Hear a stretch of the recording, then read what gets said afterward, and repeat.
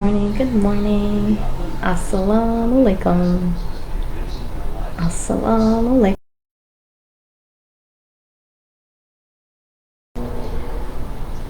Ladies and gentlemen, another treat for you today. Another chapter 11 of Jesus. So this is from the transcription of the Holy Quran put together by noble prophet Drew Ali. Hope everybody slept well, by the way. Good morning. So here, actually, we have a discovery that I just made. Maybe you guys knew this by doing your own research, but let me clarify the origins of this just a little bit. So this is titled Jesus and Barato. Together they read the sacred books. So I was just a little bit curious on who was Barato. Of course it says here he was somebody among these Buddhist priests, also in India. He didn't go to China or wherever for this. He was still in India, as there were also people practicing Buddhism in India during this time. But Barato was a Buddhist, and I wanted to just know a little bit more about him. So just by Googling Jesus and Barato, the only relevant sources that come up are actually from this K.O.R.A.N gospel of Jesus Christ. And as I'm looking at this, I'm noticing it's the exact same transcription as what we're reading today. So in the beginning of this Holy Quran, put together and published by noble prophet Drew Ali, peace be upon him, he actually inserted this, actually used this K.O.R.A.N gospel first to go ahead and introduce the next things that he was going to be speaking about, which those things I believe are relevant to his divine inspiration, which we haven't gotten to yet. But that is more of the Islamic Quranic wisdom versus this first section here, which is just the K.O.R.A.N gospel. It was published not long before this was published. This was 1920 by another preacher, somebody inspired, who was actually from the West, but I think his origins were Danish, Mr. Levi H. Dowling. And if you were to do any of your own research on this, or looking from a Christian perspective on this, you will know that a lot of Christians completely disregard and dispose of this text, and they do not take it seriously. Partly because they claim, because of the Buddhist and Hindu influences, they claim because that is not Christian at all, we are not to look to this as a real thing. So people just completely trashed this. Another reason is this is also taking from the book of James, which is not in the Bible. That was something in the apocryphic text of the Bible, the original, the Ethiopian Bible, book of James. So it's still there if you do read the Ethiopian Bible, but in our modern day Bible, it's not here, or not there. So a lot of the wisdom and stuff that comes from this, a lot of these stories and the narratives that we're reading about here actually comes from the book of James, which is not in our Bible today. And so we ask ourselves why. We ask, do we trust this, right? Do we trust this as a text? That is up to you, of course. You do your own research. I've been feeling very confident with the information that's been provided to us. Also the fact that there's been a lot of these, right? These mind-blowing revelations and moments. Also stuff that we're kind of already familiar with, being, citizens of the world, not only to our own faith and to our own country, but we are citizens of the world. So it makes sense to go ahead and include this knowledge and not reject it as false. Okay, like many of there's articles going on and on about how ridiculous this was, just because it goes against everything that's in the gospel, which it does not. We will actually, we're creeping right up to the gospel. You guys are going to be reading it again not too long from now, and so we're actually going to get a chance to take what knowledge we've learned through this study and look at Jesus' language in the gospel and see how it compares.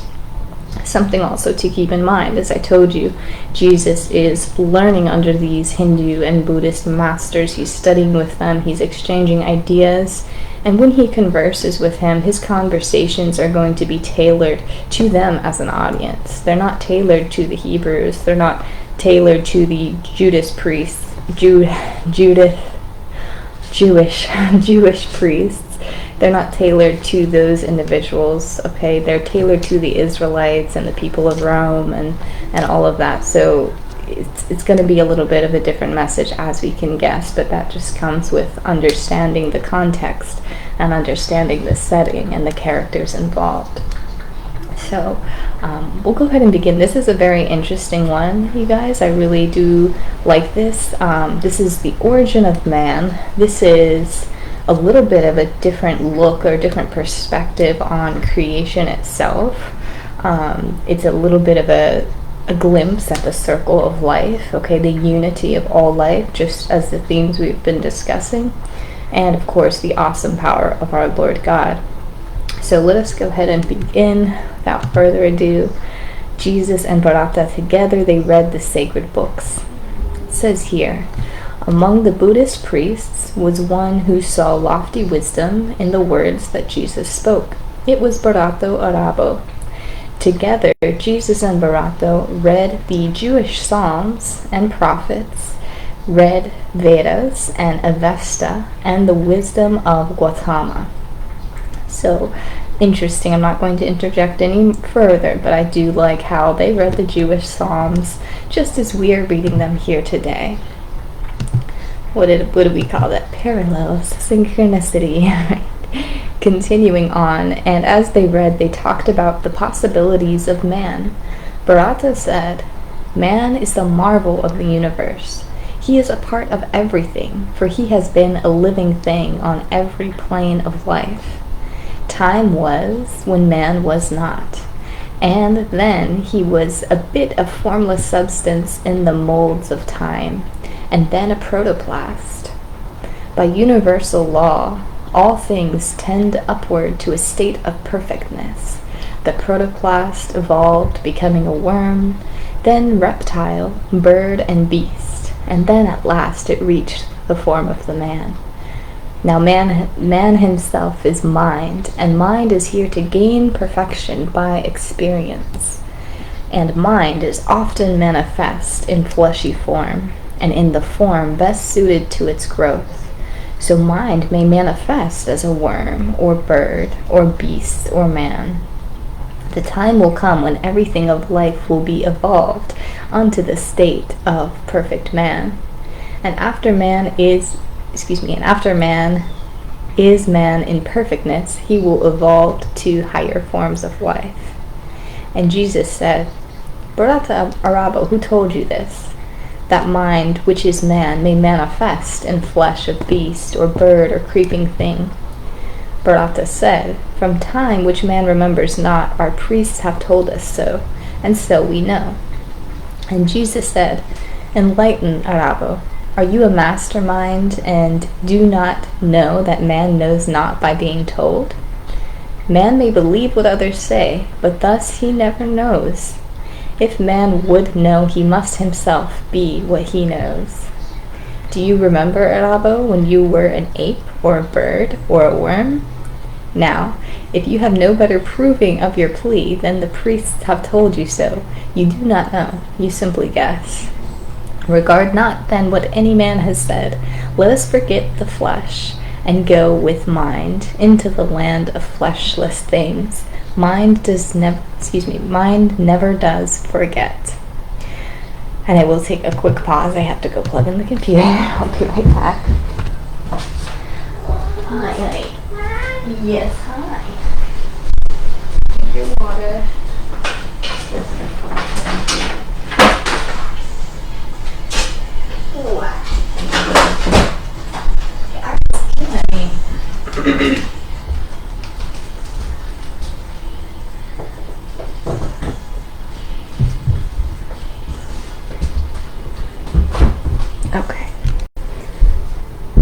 suggested we give that one a time to soak in. So Jesus is actually rebuttaling Barato slightly.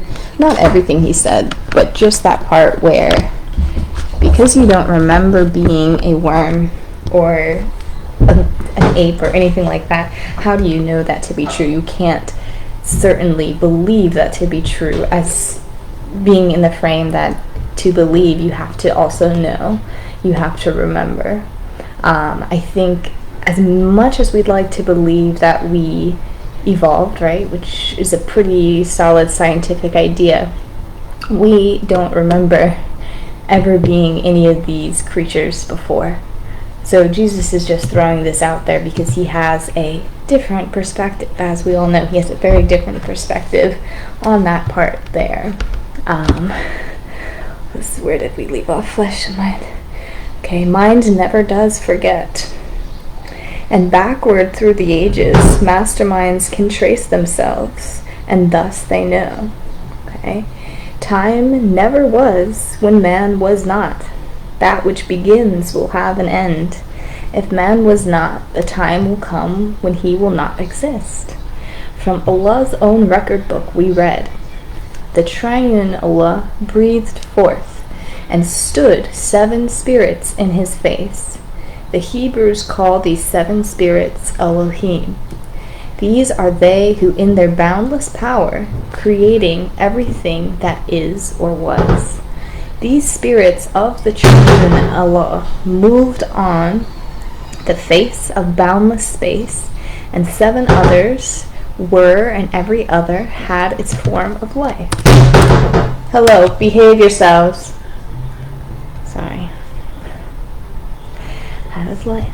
These forms of life were but the thought of Allah, clothed in the substance of their ether planes.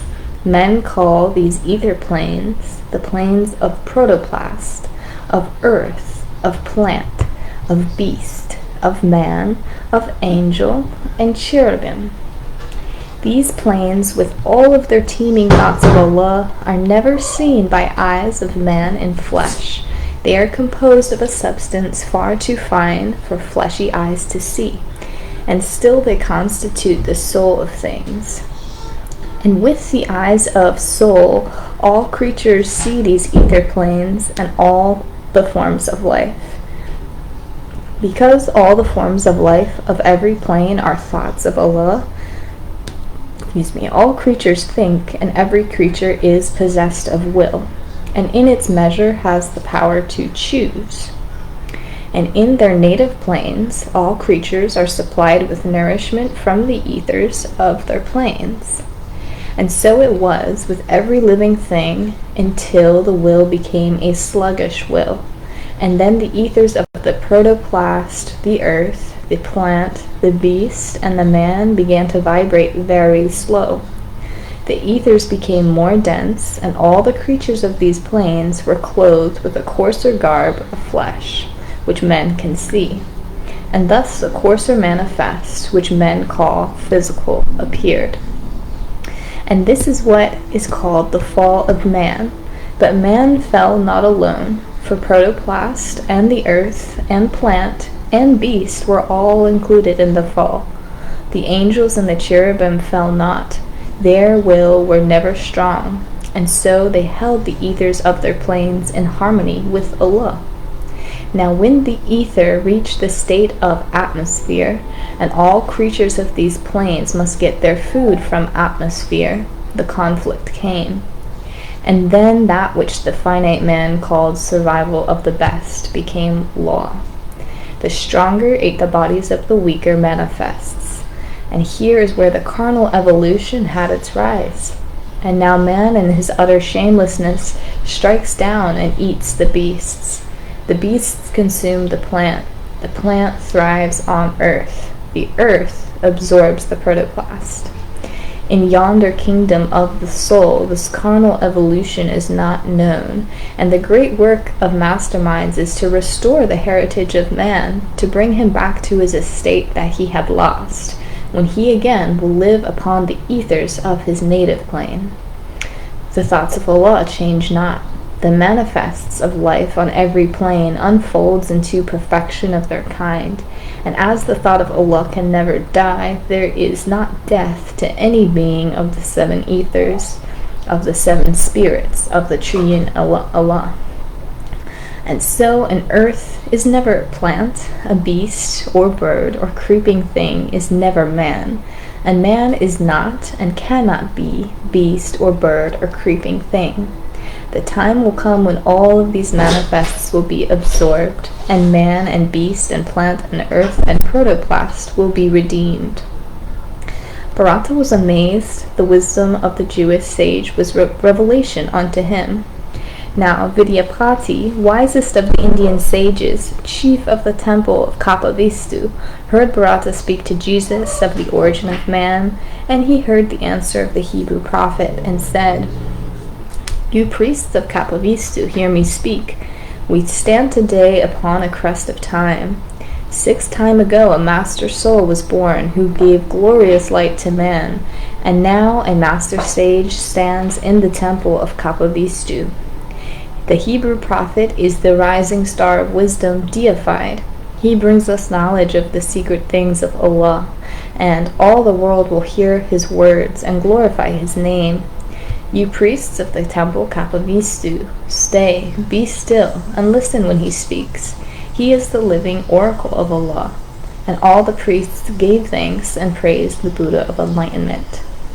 All right, wonderful. So that was, some stuff, right? This is not something that we hear in Genesis, or not something we hear in the Gospel, hence why it's not in the Bible. All right, you guys. But it does not go against what we already know. All right, we know, based on the story of Genesis, how God created everything all at once. And we do understand the idea of him breathing, right, his breath, creating these spirits. God said, let there be beasts who roam about the earth, and the spirit of the beast went about, right, and started to manifest itself. We wonder too, how did the earth, was it created in 6 days? Remember the time dilation, right? 6 days to us here on earth is millions and trillions and trillions and billions of years up in the realms, and vice versa. 6 days up in the outer realms, right? Millions and trillions and bazillions of years down here on earth. So think about time dilation. Don't get too hung up on that factoid itself about the 6 days. But this is very enlightening, how we hear about everything being created at once, right? Everything being in perfect harmony for quite a time, right? Everything being great. But then when something happened, right? Something happened. The movement became a little bit slower. Stuff started to get a little lazy. I don't know how to best describe what Jesus is describing here. But then that became the fall of man, and that became the physical and the manifestations of what we can feel, hear, and see, smell, etc. here on earth. It became a manifestation of physical. Not to say that there wasn't another type of, you don't call it physical up in the other realms, but there wasn't another type of manifestation, right? But it was connection and unity to Allah. That was the important part. And that's what we are striving to obtain back, right? The other notion that there are the 7 spirits who are separate from each other. I know that's here on earth, right? A human mind and a human soul cannot also participate in a animal spirit, right? And I know that kind of goes against a lot of our fantasies. And we like to believe that, the animal spirit can go ahead and contain a human soul. I don't know if you guys actually fantasize about anything like that, but I think it's a common misconception, I would say. But it's more so the animal spirit, much like a human spirit, is a vessel for spirit, okay? It's a vessel, more or less an open vessel for spirit to move through. And again, knowing the difference between a human spirit and an animal spirit, a human mind more particularly, and an animal mind are very different. If an animal were to have a human mind, it would be torturous for them. And I'm very sorry to say, but that's just how it is. the mind is different, right? And that's what we're speaking about when we talk about man, right? He is the mind, the thoughts, right? He is that. So yeah, without getting too crazy here, I think I'm going to leave you with this. And again, just some great wisdom to go ahead and think about. You don't have to take everything to heart. After reading some articles, I definitely feel a little bit discouraged, but who's to say, right, one enlightenment is better than the others, right? Who's to give one enlightenment or one form of enlightenment a pedestal, and at that same time disregarding and calling all other forms of enlightenment a falsehood? I don't think that's appropriate, and I don't think that is valid in the terms of the Christian forethought. Nothing against our Christians, but there's a lot of things that are pushed and pushed and pushed and pushed, and not a lot of ulterior knowledge is considered. And I think some very important points definitely fall from the forefront. It is what it is, but I'm glad we get to learn and formulate our own ideas and our own thoughts, because that is very crucial to man in general. This is what makes us, is the formation of our own wisdom and our thoughts, and that becomes us at the end of the day. So I will leave you, and I'll be back here. We are discussing Psalms after this, and I think things are getting a little bit tense. I'll tell you when I see you, but have a good day.